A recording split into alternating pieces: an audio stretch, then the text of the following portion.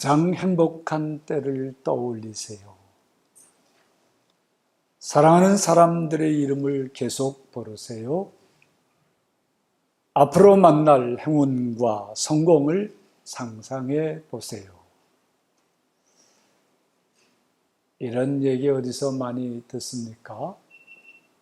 대부분의 재난 영화에서 나오는 대사들이죠.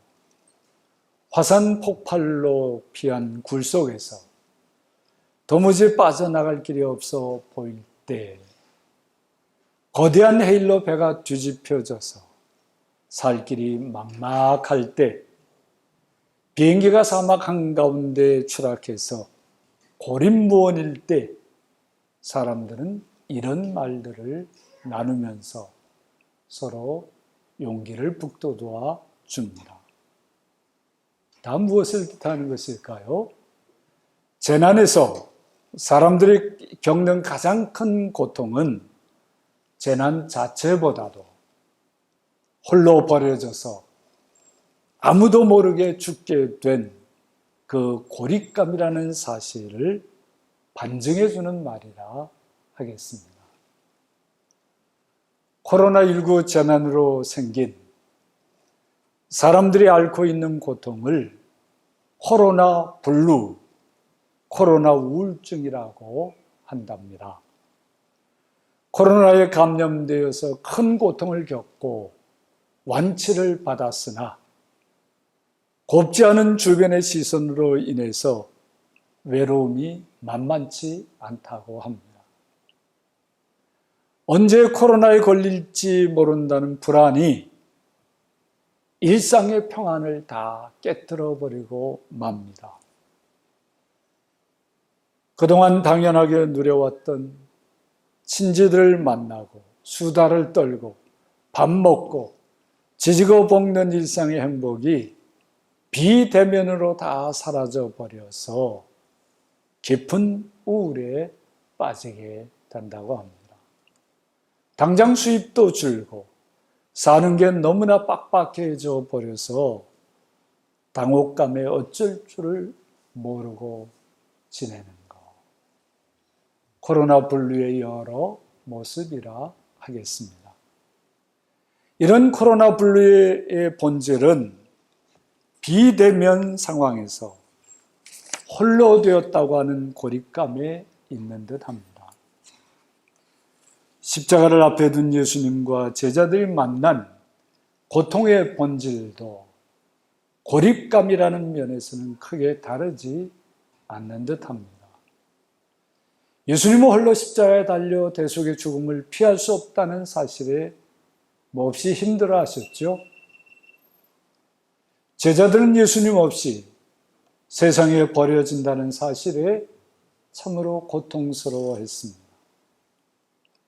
예수님으로 인한 핍박과 고난을 예수님 없이 자신들이 홀로 짊어져야 한다는 사실이 그들에게는 말할 수 없이 두려웠던 겁니다.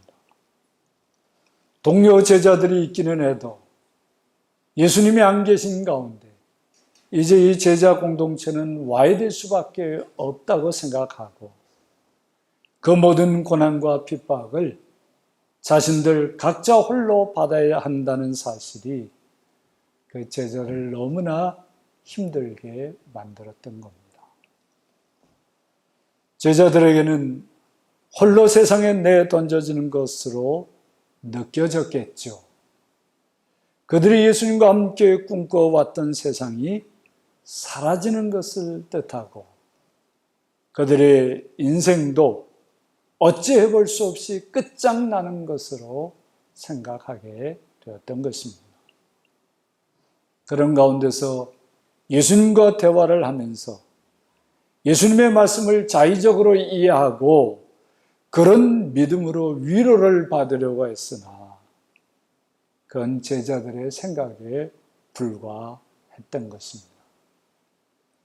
지금 그런 모습이 교회 안에서 많이 사라졌습니다만은 이전에는요, 침을 튀겨가며 믿습니다 하는 그런 사람들이 참 많았습니다.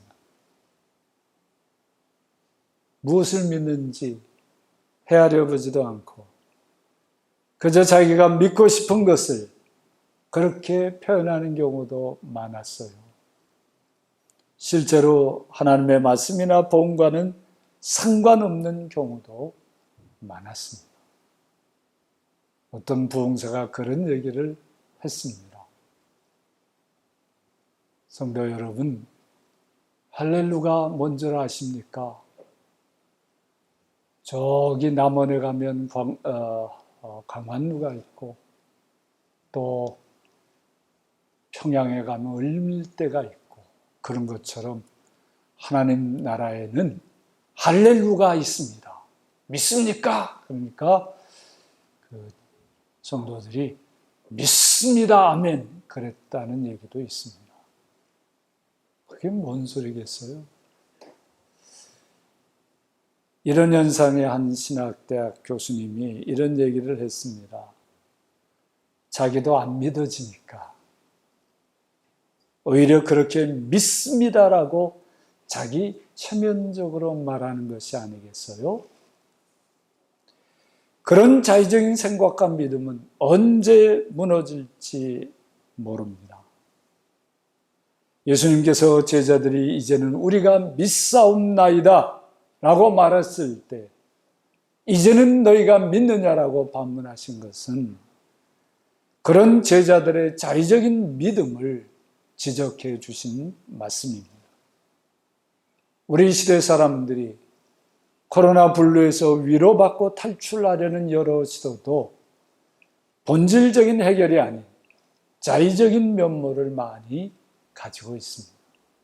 예를 들면 서울시 코로나19 심리지원단에서 발표한 마음의 백신 7가지라는 게 있습니다. 격려하기, 좋은 일 하기, 수칙을 솔선수범하여 지키기, 정보 제대로 알기, 끝이 온다는 것을 기억하기, 도움받는 법 알아두기, 감정과 사고의 균형을 유지하기 등등이죠. 그럴듯합니다. 코로나 블루 예방법으로는 첫째, 규칙적인 수면 습관 등 일상생활의 패턴을 유지할 것. 둘째, 좋아하는 일 등을 통해서 감정을 환기하는 시간을 꼭 갖기. 셋째, 일상 속에서 웃음을 잃지 않기 등을 제시하기도 했습니다.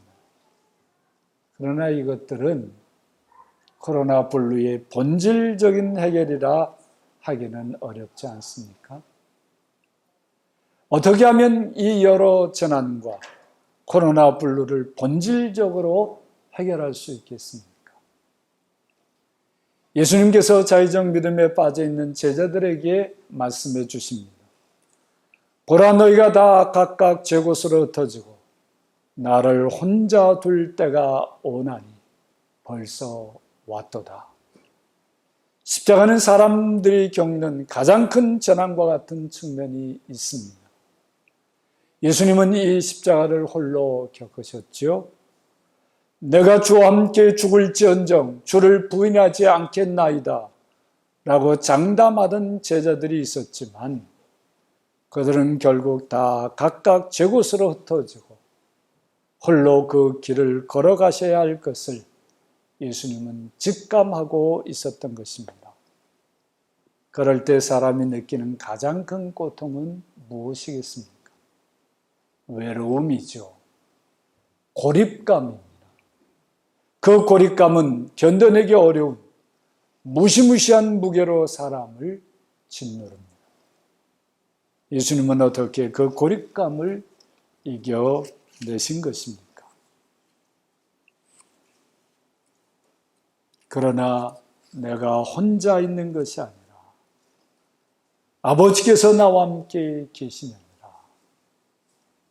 오직 홀로 남았다는 고립감에 시달릴 때 호련히 깨달아진 것. 아하, 하나님 아버지께서 지금 나와 함께 여기 계시는구나. 예수님은 이 깨달음에서 십자가 앞에서의 고립감을 이겨내셨던 것입니다. 세상 모든 것의 주인이시고 주관자이신 전능하신 하나님, 지금 나와 함께 계신다면 아무도 내 곁에 없고 홀로여도 온 세상이 대적들로 가득하다 해도 정말 괜찮아지는 것입니다. 시편 3편 6절에 천만인이 나를 애워싸 진친다 하여도 나는 두려워하지 아니하리로다. 세상에 내 편 하나도 없고 주변에 있는 모든 사람들이 나를 못살게 굴지라도, 왕따를 시킨다 할지라도 하나님이 나와 함께 계시니 그러면 아무것도 아니야. 그렇게 된다는 것입니다. 진실로 하나님 한 분으로 충분하다는 고백과 선언이 있으면 십자가 같은 어떤 고립감이 번지는 코로나 블루도 당당하게 이겨낼 수 있는 것입니다. 나와 함께 계신 하나님 아버지에게서 고립감을 이겨내신 예수님은 고립감에 시달리는 제자들을 위로하셨습니다. 이것을 너에게 이르는 것은 너희로 내 안에서 평안을 누리게 하려 함이라. 예수님은 제자들 한 사람 한 사람이 뿔뿔이 흩어져서 철저하게 홀로 고립감에 시달리게 될 것을 누구보다도 잘 아셨습니다. 이는 십자가 앞에서 예수님 자신이 이미 경험한 것이어서 더 분명히 알 수가 있었던 것이죠. 십자가는 코로나 재난처럼 모든 일상적인 것에서 단절을 의미합니다. 십자가는 코로나 재난처럼 지금까지의 삶과 전혀 다른 낯선 현실인 것입니다. 십자가는 코로나 재난처럼 모든 관계를 부정당하고 홀로 살아가게 하는 것입니다. 누구도 대신 십자가를 질 수는 없습니다. 그러나 예수님은 그 십자가의 죽음 앞에서 하나님께서 함께 계신 것을 그렇게 생생하게 체험하셨던 것입니다. 예수님은 제자들이 그런 십자가 같은 고립감을 만나게 될 때 예수님 안에서 평안을 누리게 해주고 싶어 하셨습니다. 너희로 내 안에서 평안을 누리게 하려 합니다. 이 모든 얘기를 해주는 것. 너희로 내 안에서 평안을 누리게 하려 합니다. 제자들이 그런 고립감에서 위로받고 평안을 누릴 수 있는 유일한 길은 이미 십자가 고립감을 이겨내신 예수님 안에 머무르는 길밖에 없습니다. 코로나 분리의 고립감에 시달린다면 예수님 안에 머무세요. 예수님께서 주시는 평안을 누려보세요. 다른 어떤 대책보다 근본적으로 코로나 블루를 이겨낼 수 있을 줄 믿습니다. 그런 평안은 세상이 주는 평안과 근본적으로 다른 것입니다. 어떤 고립감도 어찌할 수 없는 하나님 앞에서 단독자로 홀로를 체험한 것이어서 그렇게 위로받고 이겨낼 수 있는 것입니다. 사실 코로나 블루뿐 아니라 인간적인 여러 고립감에서 성도들이 너무나도 자주 무너지는 것 같습니다. 그 까닭이 무엇이겠습니까? 곰곰이 생각해 보면 바로 하나님 앞에서 단독자로 서는 이 홀로의 체험과 훈련이 충분치 않기 때문이 아니겠습니까? 이 진정한 홀로의 체험이 없는 사람은 주변에 아무리 많은 사람이 있어도 외로움과 쓸쓸함, 그 고립감을 떨쳐낼 수가 없는 것입니다. 세상 모든 사람들이 자기를 사랑한다고 고백해도 그것으로 위안이 되지 않는 게 인간이 가지는 존재적인 고립감이라고 하겠습니다. 예수님 안에서 홀로를 체험하지 못한 사람은 다른 사람들과 함께 사는 삶도 잘 살기가 어렵습니다. 여러분들 그만하면 모든 여건이 다 좋은 것 같은데 그런 중에 있는 사람들 중에서도 우울증에 시달리고 참으로 많은 사람들의 염려가 되게 하는 사람들 있잖아요. 왜 그런지 한번 깊이 생각해 보셔야 합니다. 자기 혼자서는 그거에 안 돼 있는 사람들은 그렇습니다. 우리가 예수 믿는다는 것은 홀로 하나님 앞에 서는 경험을 꼭 하는 것이어야 합니다. 그런 사람이 다른 사람들을 사랑하며 살 수도 있고요. 다른 사람의 사랑을 받으면서 살 수도 있는 거예요. 홀로 체험이 없는 사람은 사랑하기도 어렵고 사랑받을 줄도 잘 모릅니다. 주변 사람들이 선의를 가지고 열심히 도우려 해도 도울 수가 없습니다. 도움받기를 갈망하면서도요, 도움받을 줄을 몰라서 도움을 거부하는 이 아이러니한 일들이 벌어지게 되는 것입니다. 코로나 블루를 비롯한 모든 고립감에서 예수님의 평안을 누리는 사람은 이제 예수님의 당부에 귀를 기울이게 됩니다. 세상에서는 너희가 환난을 당하나 담대하라. 내가 세상을 이기었노라. 예수님은요, 성도들이 세상에서 환난을 당하지 않게 된다거나 환난을 당하지 않게 해주시겠다고 말씀하시지 않았습니다. 세상에 있는 성도들은요, 누구 못지않게 환난을 당하며 살게 돼 있습니다. 이것이 진실인 거예요. 믿지 않는 사람들은 적당히 타협하면서 살 수나 있죠. 예수 믿는 사람은 타협할 수 없는 게 있잖아요. 그것 때문에 성도들은 세상에서 환난을 당할 수밖에 없는 것입니다. 성도들이 겪는 환난은 그런 현실적인 어려움이지만 그 본질은 그 어려움이 가져다주는 고립감이라는 사실을 잊지 마십시오. 언제나 여러 모양으로 다가오는 이 고립감이 우리를 무너뜨리려고 할 때 예수님은 그 성도들에게 담대하라고 당부하십니다. 고립감은 사람들을 철저하게 파괴하지만 고립감을 이겨내신 예수님 안에 있으면 그런 고립감은 아무것도 아닌 것이 되어버린다는 말씀이에요. 고립감에 휘둘리지 않고 정말 담대할 수 있습니다.